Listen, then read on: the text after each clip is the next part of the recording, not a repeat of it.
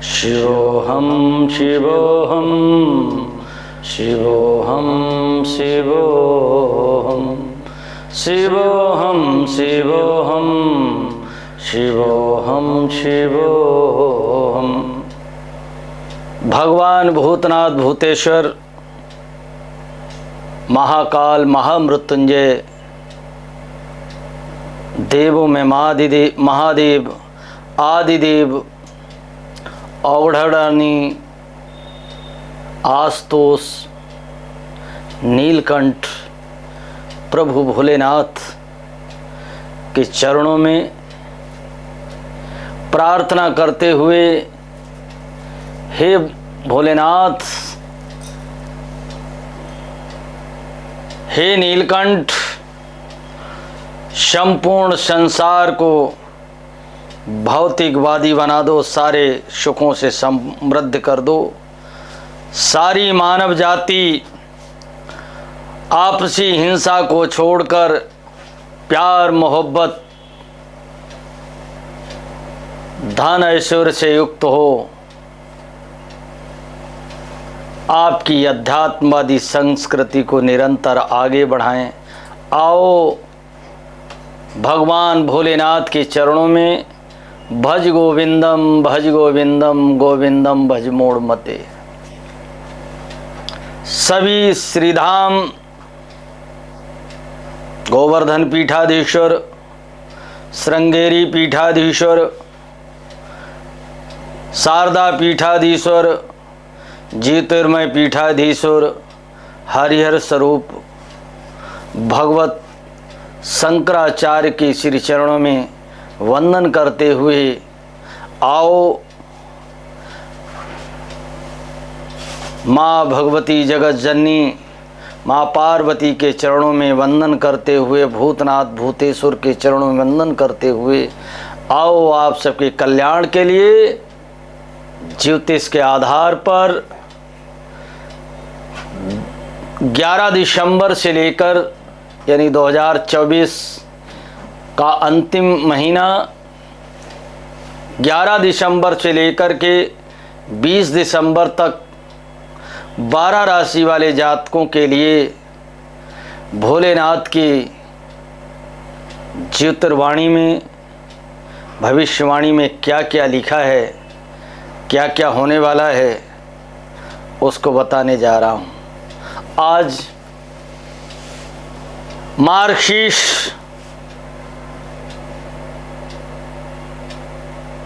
वर्ष की अंतिम से पहली एकादशी, जिसका नाम है मोक्षदा एकादशी। मोक्षदा का मतलब होता है संसार के छल प्रपंच मोह माया अंधकार से दूर, तम से दूर और उस परम सत्ता को, इस ब्रह्मांड की उसमें सम्मिलित होना, मोक्ष प्राप्त करना। संसार के सभी जो बंधन आपको जकड़े हुए हैं, जो उत्तरदायित्व तो आपको जकड़े हुए हैं, उनसे मुक्ति मिल जाए, उन कार्यों से, उन कार्यों में सफलता मिले, ऐसी एकादशी का नाम है मोक्षदा एकादशी। मोक्षदा एकादशी दिन है बुधवार, और इसी दिन महाभारत के मैदान में जब कौरव और पांडवों की सेनाएं आमने सामने खड़ी थीं और संजय से धृतराष्ट्र ने पूछा कि धर्म क्षेत्रे कुरुक्षेत्रे संवेतायुत्सवा माम कहा पांडवा शैव किम कुर्वते संजय। हे संजय, कुरुक्षेत्र जो कभी धर्म क्षेत्र रहा, उस युद्ध के मैदान में मेरे पुत्र और पांडव के पुत्र युद्ध की इच्छा से इकट्ठे हुए हैं, वो इस समय बताओ क्या कर रहे हैं। इसी की गणना करते हुए संजय ने सब कुछ बताया। उसके उपरांत भगवान श्री कृष्ण जब अर्जुन को मोह प्राप्त हुआ, मोह आया, पता नहीं उस मोह से, उस मोक्ष से, जिस मोह में वो फंसे उसको दूर करने लिए भगवान जनार्दन ने, नटवर नागर ने युद्ध के मैदान में उस गीता का वर्णन किया। वो आज के ही दिन इस गीता भगवान के मुख से निकली, उसका जन्म हुआ। इसलिए आज 11 दिसंबर दिन बुधवार एकादशी का दिन गीता जयंती से भी जाना जाता है।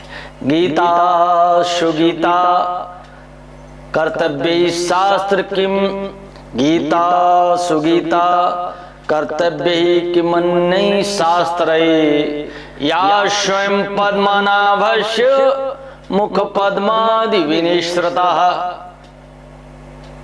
गीता को अगर आपने पढ़ लिया, समस्त मानव जाति, किसी धर्म विशेष के लिए गीता नहीं है, और वो गीता समस्त प्राणियों मात्र के लिए कल्याणकारी है। इसमें 18 योग हैं। ऐसा दिन, और इसी गीता में भगवान कहते हैं माशानाम मार्गशीर्षोहम ऋतूनाम कुष्माकराः।